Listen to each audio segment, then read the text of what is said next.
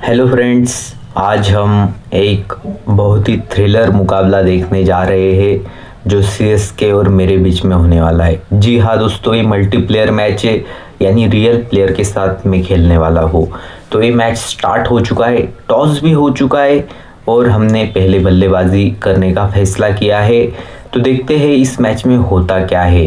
देखो, सामने वाली जो टीम है उसका जो स्टार वैल्यू है वो 87 है और हमारा 88 है। तो अगर आप ड्रीम क्रिकेट खेलते होंगे तो आपको पता है स्टार वैल्यू के ऊपर ही इस गेम का दारोमदार बना होता है। अगर किसी प्लेयर का स्टार वैल्यू बहुत ही ज़्यादा निकला तो ये आम बात है कि वही प्लेयर जीतता है, और बहुत ही मुश्किल से कम स्टार वैल्यू वाला प्लेयर यहाँ पे जीत पाता है। तो हमारा स्टार वैल्यू यहाँ पे 1 पॉइंट से ज़्यादा है, तो ये मैच हमारे फेवर में है। और चलो, हमने बल्लेबाजी करने का फैसला तो कर लिया है। शिखर धवन हमारे पहले ओपनिंग बल्लेबाज और उनकी यहाँ पे विकेट गई। ओ माय गॉड, यहाँ पे सीधा बाहरी किनारा लगा और विकेट कीपर ने कैच पकड़ लिया। अब इरफान पठान आए हैं हमारी तरफ से। देखो, यहाँ पे इरफान पठान आमतौर पे इंडियन क्रिकेट टीम में लोअर मिडल ऑर्डर बल्लेबाज थे, लेकिन हमने यहाँ पे उन्हें 1 डाउन रखा है क्योंकि उनकी जो स्टार वैल्यू है वो काफ़ी अच्छी है, एग्रेशन भी अच्छा है और उन्होंने आते ही यहाँ पे चौका भी लगा दिया। इसलिए इरफान पठान मुझे बहुत पसंद है। तो देखते हैं अगली बॉल पे होता क्या है। देखो, जिम्मी निशाम उनकी तरफ से बॉलिंग कर रहे हैं जिनका स्टार वैल्यू 94 है, जो कि काफ़ी अच्छा है। और ये देखो, यहाँ पे हमने एक और बाउंड्री यहाँ पे मार दी। इरफान पठान की तरफ से दूसरा चौका है हमारे लिए। देखो, 3 ओवर का मैच है, बहुत ही ज़्यादा थ्रिल आपको यहाँ पे देखने को मिलता है। और इसमें अगर चौके छक्के ना हो तो इस मैच का कोई अर्थ नहीं होता, क्योंकि ये सारा गेम ही चौकों छक्कों का है। जो ज़्यादा छक्के लगाएगा वो मैच जीत जाएगा। ये देखो, एक और बॉल और इस बार भी बाउंड्री। देखो यहाँ पे क्या हो रहा है, हमने जो अपना शॉट पावर है उसको कम करके रखा है, यानी लगभग 70 से 75 तक। इसकी वजह से हमारा जो रेंज है वो बढ़ जा रहा है, शॉर्ट रेंज। तो इसकी वजह से हमारा हर बॉल यहाँ पे बाउंड्री के लिए जा रहा है। ये देखो, शॉर्ट रेंज हमारा 72 है अभी। और ऊपर आपको जो राइट साइड में ऊपर दिखाई दे रहा है ना, वो टाइम रेंज होता है। तो अगर आप उस टाइम रेंज में शॉट खेलोगे तो बाउंड्री जाएगा, सिक्स जाएगा। अगर आप टाइम रेंज के बाहर शॉट खेलोगे तो शायद वो डॉट भी जा सकता है, विकेट भी जा सकती है, कुछ भी हो सकता है। तो चलिए अगली गेंद पे क्या होता है देखते हैं हम। पूरी ओवर बीत चुकी है, सिर्फ 12 रन बनाए हमने। 12 रन सफिशिएंट नहीं है, आपको बता दे रहा हूँ। अब दूसरी ओवर की स्टार्टिंग ही हुई है चौके के साथ, ठीक है। और ये चौका किसने जड़ा है पता है? डैरिल मिचेल ने, ठीक है। डैरिल मिचेल न्यूजीलैंड के जाने माने ऑलराउंडर है, आपको सबको पता है। तो उन्होंने यहाँ पे ये चौका जड़ा है, ठीक है। अगली गेंद पे क्या होगा? और ये गेंद आ रही है, देखिए, एक और चौका। जी हाँ, देखो यार, ये जो गेम है ना ड्रीम क्रिकेट, इसमें जो राइट हैंडेड बल्लेबाज है इनका थोड़ा सा मुझे डिसएडवांटेज लगता है, क्योंकि आमतौर पे ना उनका 6 हिटिंग एबिलिटी जो होती है ना वो मुझे कम लगती है, क्योंकि मेरे से 6 जाता ही नहीं है। अगर कोई राइट हैंडेड बैट्समैन अगर खेल रहा हो तो, अगर लेफ्ट हैंडेड बैट्समैन हो तो मैं आसानी से 6 मार सकता हूँ।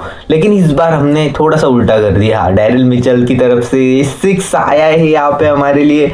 देखो, ये ओवर पूरी तूफानी है, क्योंकि पहले 2 गेंदे चौका और उसके बाद 6, यानी हमारे पहले 3 गेंदों में ही 14 रन बन चुके हैं। और पिछली ओवर में हमने सिर्फ 12 रन बनाए थे। तो चलिए देखते हैं इस गेंद पे क्या होगा। ये तो वाइड यॉर्कर थी। वाइड यॉर्कर होने की वजह से ये डॉट चली गई। वैसे वाइड यॉर्कर पे भी 6 मारा जा सकता है, ये ध्यान में रखना। अभी हमने हमारा शॉट मतलब जो 92 करके रखा है शॉट पावर, इसकी वजह से वो वाइड चला गया, यानी टाइम रेंज में शॉट नहीं था। इस बार टाइम रेंज में फिर से नहीं, ये लगातार 2 डॉट गेंद दी गई है। ये क्यों गई है? हमने जो अपना शॉट पावर था वो काफ़ी बढ़ा के रखा था 92 पे, और 92 पे ही छक्का जाता है, ठीक है। 71 पे नहीं जाएगा। अब 71 शॉट पावर है हमारा। और इस बार देखो, चौका तो मिलने ही वाला है हमें। इस बार भी वाइड यॉर्कर था, लेकिन शॉट पावर हमने कम कर दी, इसलिए हमारा टाइम रेंज बढ़ गया। इसकी वजह से हमें ये चौका मिला है, ठीक है। देखो, जो भी ड्रीम क्रिकेट खेल रहे हैं उनके लिए मैं एक सलाह देना चाहता हूँ। देखो, गलती से भी यहाँ पे पैसे मत डालना, ठीक है, क्योंकि ये गेम ही ऐसा बनाया गया है कि जो प्लेयर्स से उनकी सार वैल्यू जितनी ज़्यादा होगी उतनी वो काबिल होते हैं, यानी उतनी ज़्यादा उनको शॉर्ट रेंज मिलती है और वो हर बॉल पे 6 भी मार सकते हैं एक समय के बाद, अगर उनकी सार वैल्यू 100 के ऊपर चली जाती है तो। लेकिन ये गेम मुझे इतना फेयर नहीं लगता है, क्योंकि क्या होता है जो जिनके पास पैसा है वो तो अच्छे अच्छे प्लेयर्स ले लेंगे सारे जिनके सार वैल्यू काफ़ी अच्छी है, लेकिन फिर जो पैसे नहीं दे सकते उनका क्या, ठीक है ना। तो मैं काफ़ी ज़्यादा ये महसूस कर रहा हूँ, क्योंकि मेरे पास तो पैसे है नहीं, तो मैं बिल्कुल भी 1 रुपये भी इन्वेस्ट नहीं कर रहा हूँ। सिर्फ मैंने जो ऑर्गेनिक टीम होती है वो यहाँ पे खेल खेल के बनाई है। कुछ इवेंट्स आते हैं, उन इवेंट्स में कुछ प्लेयर्स मिलते हैं, उन्हीं से हमारी टीम बनी है। तो चलो देख रहे हैं मैच में क्या हो रहा है। देखो सामने वाले ने हमें रोक के रखा है इस ओवर में।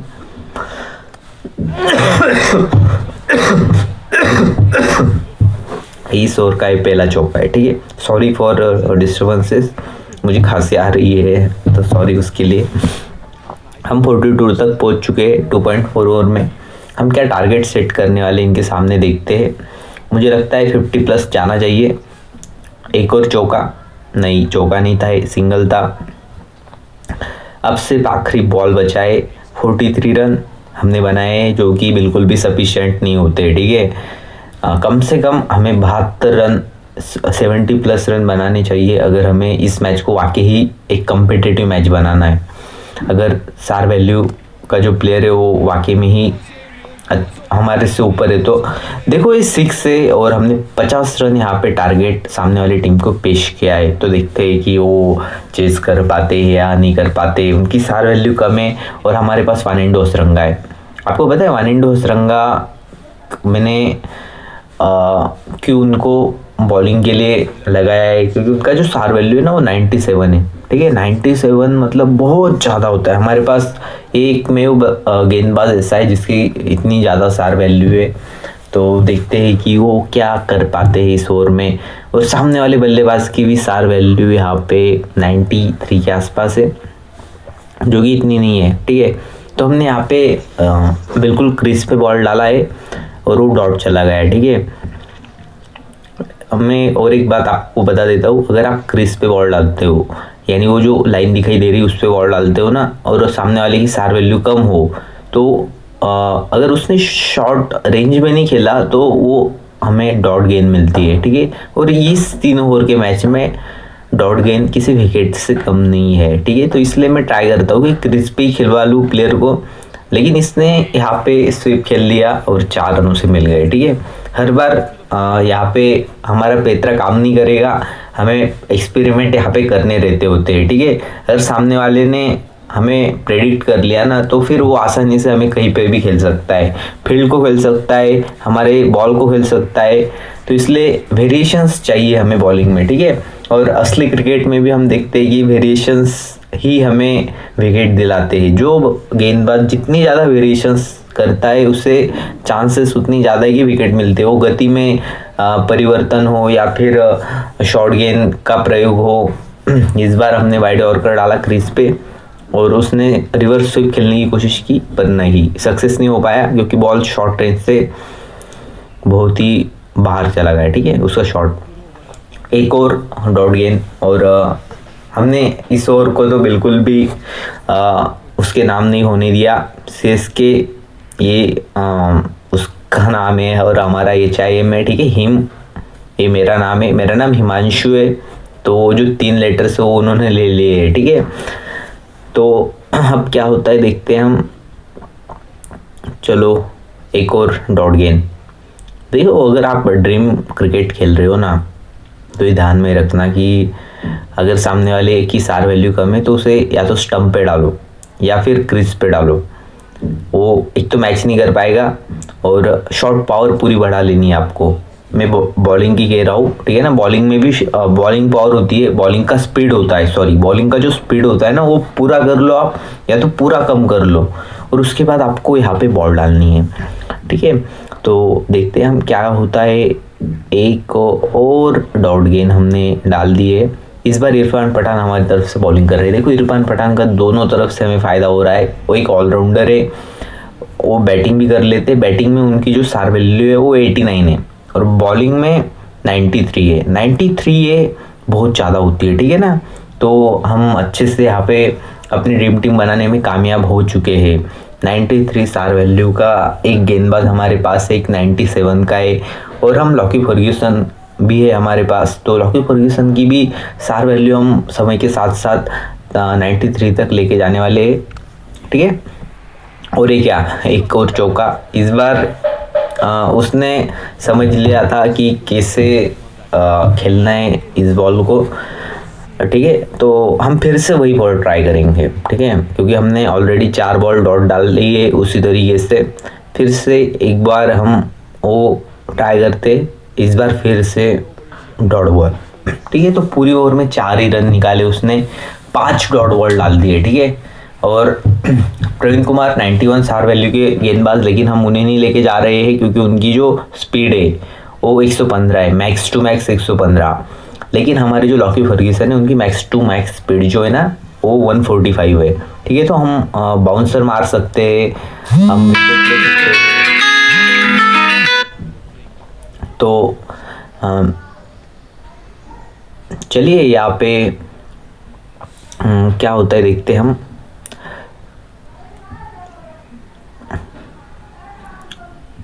पहला ही बॉल डॉट डाल दिया है लॉकी फर्ग्यूसन ने और वही इस बार सामने वाले ने शॉट खेला, लेकिन फिर से बॉल इतना अच्छा था कि उससे कुछ नहीं मिला, ठीक है ना। बॉल बहुत अच्छा, हमें रन आउट मिल गया लेकिन तो देखो ये विकेट तो उसने फेंक दिया है, ठीक है। वो रन आउट मतलब क्या होता है, सामने वाला जो प्लेयर होता है ना वो खुद अपनी विकेट दे देता है, इसमें हमारा कोई श्रेय नहीं होता। लेकिन फिर भी चलो यार, हमें विकेट मिल गई है। जिमी निशाम यहाँ पे जा रहे हैं जिनकी स्टार वैल्यू 94 थी, ठीक है ना। काफ़ी काबिल बल्लेबाज उनका चला गया। अब जो 2 बच्चे हुए हैं और हमने कस्टमाइज फील्ड सेटअप यहाँ पे किया है। देखो दोस्तों, अगर आप कस्टमाइज फील्ड सेटअप कैसे करना है ये नहीं जानते तो कमेंट सेक्शन में मुझे बताना, मैं इसके बारे में एक और वीडियो आपके लिए लेके आऊँगा कि कस्टमाइज फील्ड सेटअप कैसे बनाते हैं। और चलो, हमने फील्ड सेटअप ऐसा किया है कि सामने वाला कुछ कर ही नहीं सकता। जहाँ पे हमें रन मिलते हैं, यानी ऑन साइड पे ऑफ साइड पे, हमने दोनों जगह पे खिलाड़ी तैनात कर दिए हैं। तो ज़्यादा से ज़्यादा उसे मिलके भी 1 या 2 रन मिलेंगे अगर वो उस दिशा में शॉट खेलता है, लेकिन चौका नहीं मिलेगा। 6 मिल सकता है अगर वाकई में उसकी टाइमिंग अच्छी हो तो। एक और विकेट, और ये विकेट कैसे मिली, बाहरी किनारा लगा और सेलिब्रेशन हमारी तरफ से। ये फायरिंग क्रैकर्स थे, जैसे पटाखा लगाते हम और दूर भागते, जैसे कान दबा के फिर से कान खोल देते हैं पटाखा फूटने के बाद, वैसे ही ये इमोजी थी। तो काफ़ी मज़ा आता है सामने वाले को चिढ़ाने में अगर हम थोड़े से प्लस में चल रहे हो तो। लेकिन मुझे नहीं आता यार इतना मज़ा कि सामने वाला अगर हार रहा हो ना तो उसे चिढ़ाने में मज़ा नहीं आता। लेकिन कुछ लोग होते हैं ऐसे, यहाँ पे कुछ ऐसे टेम्पलेट्स भी है, बैठे हो तुम ऐसे, तो वो काफ़ी गुस्सा आता है कभी कभी। लेकिन वो काफ़ी अच्छे प्लेयर होते हैं, ये भी मैंने नोटिस करा है। तो हर तरीके के प्लेयर्स मुझे मिलते हैं, है ना। तो चलिए यहाँ पे हमने सिर्फ 16 रन बना, मतलब 16 ही रन बना पाया है वो CSK वाला। और ये आखिरी गेंद है और हम इस बार ट्राई करेंगे कि ये बॉल भी डॉट जाए। चौका। चलो, तो इस तरीके से मैच ख़त्म हो गई। हमने उनको 50 रन का टारगेट दिया था और ऐसी बॉलिंग करी हमने कि वो 20 रन ही कर पाए, तो ये मैच हम जीत गए। तो दोस्तों, वीडियो आपको अच्छा लगा तो इसे लाइक जरूर कर देना, चैनल को तो सब्सक्राइब करना बनता ही है। तो मिलते हैं अगली वीडियो में, तब तक के लिए बाय।